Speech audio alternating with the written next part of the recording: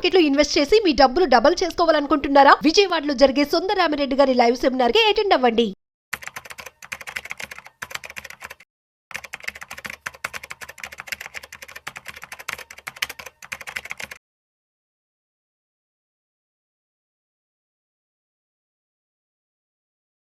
Hello నమస్తే, welcome to Suman TV. నేను కీర్తి. ప్రస్తుతం మనతో సిఏ దుర్గాంజలి గారు ఉన్నారు. వీరితో ఈరోజు కొన్ని విషయాలు మనం డిస్కస్ చేద్దాం. నమస్తే అండి. నమస్తే. యా, సో బడ్జెట్ అండ్ ఇప్పుడు అన్ని చేంజెస్, న్యూ ఇయర్లో చేంజెస్ వచ్చాయి. అండ్ ఇప్పుడు ఏంటి అంటే మనకి టాక్సేషన్ ఆన్ రెంటల్ ఇన్కమ్స్లో ఏవో చేంజెస్ వచ్చాయి, గా వచ్చింది అని అంటున్నారు. సో దీని గురించి మాకు కొన్ని డీటెయిల్స్ చెప్తారండి. యాక్చువల్లీ కీర్తి గారు, రెంటల్ ఇన్కమ్ మీద ట్యాక్స్ ఎప్పటి నుంచో ఉంది. కాకపోతే ఇప్పుడు కొన్ని చేంజెస్ అని చెప్పి రికమెండ్ చేస్తోంది ఏంటి అంటే, కొంతమంది మన రెంటల్ ఇన్కమ్ని తీసుకెళ్ళి యాక్చువల్గా అయితే ఇన్కమ్ ఫ్రమ్ హౌస్ ప్రాపర్టీలో చూపించాలి, కానీ బిజినెస్ ఇన్కమ్ కింద చూపిస్తున్నారు అనమాట. దానివల్ల చాలా ఇబ్బందులు ఉన్నాయి. అదొక గేమ్ యాక్చువల్లీ చెప్పాలంటే. అది ఎందుకు చేస్తున్నారు అనేది రీసెంట్గా నిర్మలా సీతారామన్ గారు లేదు, రెసిడెన్షియల్ ప్రాపర్టీ మీద వచ్చే income, rental income from house ప్రాపర్టీలోనే చూపించాలని గట్టిగా చెప్పారు. యాక్చువల్లీ అది ఎప్పటి నుంచో ఉంది, యాక్ట్ ఎప్పటి నుంచో చెప్తుంది. రెసిడెన్షియల్ ప్రాపర్టీ మీద యాక్ట్ ఎప్పటి నుంచో చెప్తుంది, రెసిడెన్షియల్ ఇన్కమ్ మీద వచ్చే రెంటల్ ఇన్కమ్ ని ఇన్కమ్ ఫ్రమ్ హౌస్ ప్రాపర్టీలోనే చూపించాలి. దాంట్లో కొన్ని డిడక్షన్స్ ఉంటాయి, స్టాండర్డ్ డిడక్షన్ అని, లేకపోతే మున్సిపల్ టాక్సెస్ పే చేసినవి డిడక్షన్ కింద తీసుకోవచ్చు అని చెప్పి, లేకపోతే ఇంట్రెస్ట్ ఆన్ హోమ్ లోన్, ఇవన్నీ కూడా అందులోనే క్లెయిమ్ చేయాలని చెప్పి యాక్ట్ ఎప్పటి నుంచో చెప్తుంది. కాకపోతే కొన్ని గేమ్ అంటే మిడిల్ క్లాస్ పీపుల్ ఆడే గేమ్ కాదు, వాళ్ళకి ఏం తెలియదు పాపం. కొంతమంది బిల్డర్స్ కానీ డెవలపర్స్ కానీ వాళ్ళు ఆడిన గేమ్లో దీన్ని తీసుకెళ్ళి బిజినెస్ ఇన్కమ్ కింద చూపించుకొని ఎక్కువ ఎక్స్పెన్సెస్ క్లెయిమ్ చేసుకొని, సో టోటల్గా ఆ ఇన్కమ్ని ట్యాక్స్ కట్టకుండా అవాయిడ్ చేయడం వలన రీసెంట్ గా లేదు, మీరు ఖచ్చితంగా ఇన్కమ్ ఫ్రమ్ హౌస్ ప్రాపర్టీలోనే చూపించుకోవాలి. ఎందుకంటే ఇన్కమ్ ఫ్రమ్ హౌస్ ప్రాపర్టీలో అన్ని ఎక్స్పెన్సెస్ క్లెయిమ్ చేయడానికి లేదు, స్టాండర్డ్ కొన్ని ఎక్స్పెన్సెస్ క్లెయిమ్ చేసుకోవచ్చు డిడక్షన్ కింద అని స్టాండర్డ్ రూల్ అనేది పాస్ చేశారు. అది ఖచ్చితంగా ఈ అప్కమింగ్ ఏప్రిల్ నుంచి ఖచ్చితంగా ఫాలో అవ్వాల్సిన రూల్ అని చెప్పి. అయితే యాక్చువల్లీ ఎందుకు మన రెంటల్ ఇన్కమ్ ఎలా టాక్సిబుల్ అవుతుంది జనరల్ గా చూసుకుంటే, మీకు ఇప్పుడు rental income received are receivable కూడా ఉండొచ్చు ఒక్కోసారి. ఎందుకంటే మీ రెంట్ తర్వాత పే చేయొచ్చు, తర్వాత పే చేయలేదు అని చెప్పి మీరు డిడక్ట్ చేయడానికి, మీరు మీ ఇన్కమ్ తగ్గించి చూపించడానికి లేదు. రెంట్ రిసీవ్డ్ ఆర్ రిసీవబుల్ ఏదైతే అదే ఆ ఇయర్ కి సంబంధించి దాన్ని గ్రాస్ యాన్యువల్ వాల్యూ అనుకుంటారు. అందులోంచి 30% స్టాండర్డ్ డిడక్షన్ తీసేయాలి. అంటే ఫర్ ఎగ్జాంపుల్ మీకు ఒక 10 lakhs ఈ ఇయర్ రెంటల్ ఇన్కమ్ వచ్చింది అంటే, మీరు ల్యాండ్ లార్డ్ కాబట్టి మీరు ఓనర్ అని కాసేపు ఊహించుకోండి, మీరు 10 lakhs వచ్చిందంటే 30% స్టాండర్డ్ డిడక్షన్. మనకి శాలరీకి 50,000 ఆర్ 75,000 స్టాండర్డ్ డిడక్షన్ ఎలా ఉంటుందో, ఇక్కడ కూడా ఇన్కమ్ ఫ్రమ్ హౌస్ ప్రాపర్టీలో 30% అంటే 10 lakhs అనుకుంటే 3 lakhs స్టాండర్డ్ డిడక్షన్ తీసేసి రిమైనింగ్ నెట్ యాన్యువల్ వాల్యూ అంటారు. అంటే టాక్సిబుల్ వాల్యూ అనమాట. Let's say 30%. దేనికి 30% స్టాండర్డ్ డిడక్షన్ అంటే, రిపేర్స్ అవ్వండొచ్చు, మెయింటెనెన్స్ అవ్వండొచ్చు, దేనికైనా సరే ఇర్రెస్పెక్టివ్. మీరు అసలు ఎక్స్పెండిచర్ పెట్టుకోండి, మీకు హౌస్ పాడైంది రిపేర్ చేసుకునివ్వండి, దాన్ని లక్షలు కోట్లు అవనివ్వండి, 30% ఆఫ్ రెంటల్ ఇన్కమ్, 30% ఆఫ్ ఇందాక మీరు రిసీవ్డ్ ఆర్ రిసీవబుల్ అయిన రెంటల్ ఇన్కమ్ మాత్రమే డిడక్షన్ కింద తీసేయాలి. అంతేగాని నేను చాలా ఎక్స్పెన్సెస్ పెట్టేసాను అదంతా డిడక్షన్ తీసుకోవడానికి కుదరదు. కానీ అది బిజినెస్ ఇన్కమ్ కింద చూపించుకుంటే కుదురుతుంది. అందుకనే కొంతమంది హైయర్ పీపుల్ అనమాట, అంటే బాగా ఎక్కువ మిడిల్ క్లాస్ పీపుల్ కి ఎంత రెంటల్ ఇన్కమ్ వస్తుంది వాళ్ళంతా బ్యాక్లెట్ చేయడానికి, కొంతమంది పెద్ద బిజినెస్ పర్సన్స్ లేకపోతే వాట్ ఎవర్ బిల్డర్స్ డెవలపర్స్ అనుకోండి, తెలివిగా దాన్ని బిజినెస్ ఇన్కమ్ కి డైవర్ట్ చేసి వాళ్ళ ఎక్స్పెండిచర్ మొత్తం క్లెయిమ్ చేసుకుని యాక్చువల్ గా అవ్వాల్సిన ట్యాక్స్ కంటే తక్కువ వాళ్ళు అవాయిడ్ చేస్తున్నారు. అందుకు స్ట్రిక్ట్ గా ఈ రూల్ తీసుకొచ్చారనమాట, లేదు హౌస్ ప్రాపర్టీలోనే చూపించుకోవాలని చెప్పి. అయితే ఇక్కడ మనం పాపం అనుకోవాల్సింది టెనెంట్స్ గురించి. ఎందుకంటే మనం అబ్జర్వ్ చేస్తే మీరు రెంట్కుంటున్న టైం పీరియడ్ లో ఏమైనా పాడైనా ఏమైనా చేసినా వాళ్ళ మీద వేస్తారు. నిజం చెప్పాలంటే టెనెంట్స్ వాళ్ళు పే చేస్తారు, కానీ బెనిఫిట్ బోనస్ కి వస్తుంది. ఇంత టెనెంట్స్ ఇంత పెట్టుకున్నా వాళ్ళకి ఎటువంటి ఎక్స్పెండిచర్ డిడక్ట్ చేసుకోవడానికి ఏముండదు, పర్సనల్ నేచర్ ఎక్స్పెండిచర్ అయిపోతుంది. ఆ పర్సనల్ వాళ్ళు ఎక్కడ డిడక్ట్ చేసుకుంటారు, శాలరీ ఇన్కమ్ నుంచి ఇటువంటి ఎక్స్పెన్సెస్ డిడక్ట్ చేయకూడదు. సో దట్ నష్టపోతుంది లిటరల్లీ టెనెంట్స్. ఎందుకంటే రీసెంట్ గా చూస్తున్నాం మనం ప్రతి దానిలోనూ ఎక్స్పెండిచర్ బాండ్ మీద టెనెంట్ రెంటల్ డీడ్ ఉంటుంది, అందులో క్లియర్ కట్ గా రాస్తారు. అంటే ల్యాండ్ ఓనర్స్ ఏమనుకుంటారంటే కరెక్ట్ గా రాశాను కాబట్టి ఖచ్చితంగా వాళ్ళు పే చేయాల్సిందే అనుకుంటారు. అనుకొని ఫ్రాంక్లింగ్ చేయించి అన్ని కరెక్ట్ గా ఫాలో అవుతారు. కానీ ఇక్కడ రాను రాను ఇబ్బంది పడేది కూడా ల్యాండ్ ఓనర్స్ అవుతారు. ఎలా అంటే చెప్పనా అండి, మనకి రెంటల్ అగ్రిమెంట్ లో ఈ ఎక్స్పెండిచరు ఇంత ఎంత ఎంత టెనెంట్ పే చేయాలని ఉంటుంది. కానీ ఈ ఎక్స్పెండిచర్ ఏదైతే బోర్న్ బై ద టెనెంట్ ఎవరైతే పే చేసి ఉంటుందో అది వీళ్ళు రెంటల్ ఇన్కమ్ కింద డిక్లేర్ చెయ్యరు, కానీ చెయ్యాలి అని చేయాలి. అర్థమవుతుందా మీకు? పర్ మంత్ 20,000 ఆర్ 30,000 అనుకోండి, ఆ 20,000 30,000 రెంటల్ ఇన్కమ్ కింద చూపిస్తాం. కానీ మెయింటెన్స్ పే చేస్తాడు టెనెంట్, దాన్ని ఎక్కడ వీళ్ళు కానీ డిడక్షన్ తీసుకుంటారు ఓనర్స్. మున్సిపల్ టాక్సెస్, ఈ మధ్య మున్సిపల్ టాక్సెస్ కూడా టెనెంట్ పే చేయాలని పెడుతున్నారు. రెంటల్ డీడ్ లో రెంటల్ అగ్రిమెంట్ లో టాక్సెస్ గానీ కొంతమంది చెప్తున్నారు పే చేసేది టెనెంట్ అవుతుంది, కానీ క్లైమ్ ఎవరు తీసుకుంటున్నారు? ఓనర్స్ తీసుకుంటున్నారు. కానీ రేపొద్దున ఇబ్బంది పడతారు ఎప్పుడు అంటే స్క్రూటినీ గానీ అలాంటివి పడితే రెంటల్ అగ్రిమెంట్ రాసుకున్నప్పుడు ఈ ఎక్స్పెండిచర్స్ అన్ని ఏవైతే ఉంటాయో should be born by the tenant pay చేయాలి, ఈ ఎక్స్పెండిచర్ మెయింటెనెన్స్ టెనెంట్ పే చేయాలి, చార్జెస్ టెనెంట్ పే చేయాలి, లేకపోతే మున్సిపల్ టాక్సెస్ టెనెంట్ పే చేయాలి, ఏవైతే రాసుకుంటారు అన్ని హ్యాపీగా వాళ్ళ మీద తోస్తామని రాసుకుంటారు. ఇవన్నీ వీళ్ళకి ఇన్కమ్ అవుతాయి రేపొద్దున.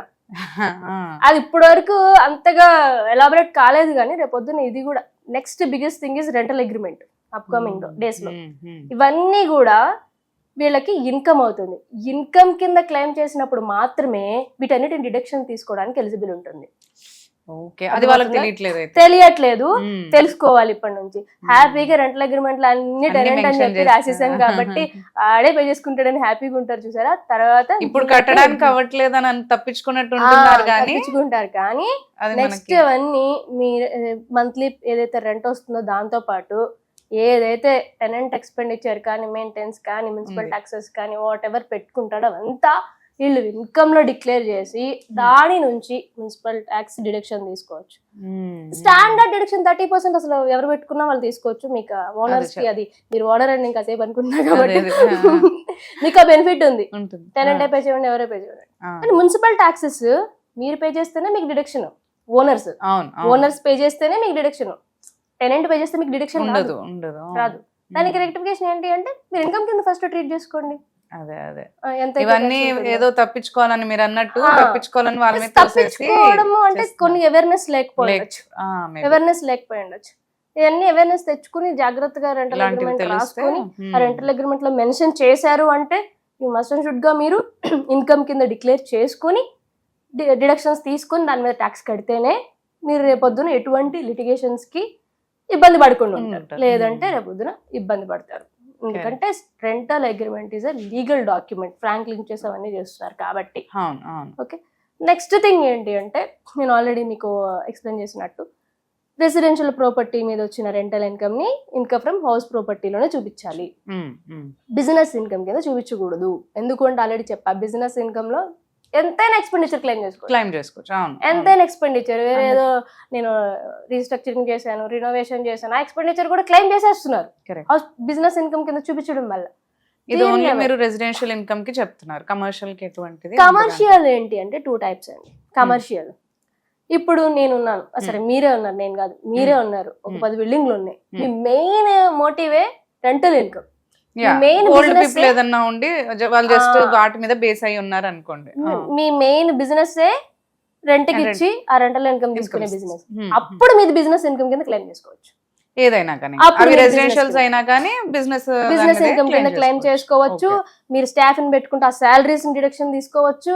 యూటిలిటీ ఏమైనా ఉంటే ఎక్స్పెండిచర్ ఎలక్ట్రిసిటీ కానీ వాటర్ కానీ ఇవి చార్జెస్ అన్ని కూడా డిడక్షన్స్ కింద తీసుకోవచ్చు. మీరు ఫర్ ఎగ్జాంపుల్ 10 లక్షలు మీకు రెంట్ వస్తుంది, కానీ శాలరీలు కానీ లేకపోతే ఎక్స్పెండిచర్స్ కానీ యూటిలిటీ బిల్స్ కానీ అన్ని కూడా 9 lakhs పోయినా 9 lakhs డిడక్షన్ తీసుకుని 1 lakh మీద ట్యాక్స్ కట్టుకోవచ్చు మీరు. ఎప్పుడు మీది మెయిన్ బిజినెస్ రెంటల్ బిజినెస్. లేకపోతే కొన్ని వేర్ హౌసెస్ రెంట్ కి ఇస్తారు. అంటే మీరు ఇప్పుడు చూస్తే అంత లగేజ్ అంతా సేవ్ చేసుకునే సేఫ్ స్టోరేజ్లు కానీ ఇట్లాంటివన్నీ, అది కూడా రెంటింగ్ ఇన్కమ్ కింద ట్రేడ్ చేసుకోవచ్చు. Renting Okay. ఇన్కమ్ బిజినెస్ కింద క్లెయిమ్ చేసుకోవచ్చు. ఓకే మిగతా వాళ్ళు మాత్రం అంటే రెంటల్ ఇన్కమ్ మెయిన్ బిజినెస్ కాని వాళ్ళు మాత్రం మస్ట్ అండ్ షుడ్ గా వాళ్ళు ఇన్కమ్ ఫ్రమ్ హౌస్ ప్రాపర్టీలోనే చూపించాలి. నేను చెప్పిన స్టాండర్డ్ డైరెక్షన్ 30% ఎలా అయినా వచ్చేస్తుంది. మీరు క్యాల్కులేట్ చేసినా చేయకపోయినా ఆటోమేటిక్ వచ్చేస్తుంది, అది ఇచ్చేస్తుంది. చాలా మంచి వాళ్ళు. తర్వాత మున్సిపల్ ట్యాక్సెస్ ఎంతైతే పే చేస్తారో మీరు పే చేస్తారు, ఓనర్ పే చేస్తారో ఆ అమౌంట్ డిడక్షన్ కింద తీసుకోవాలి. Next interest on housing loans.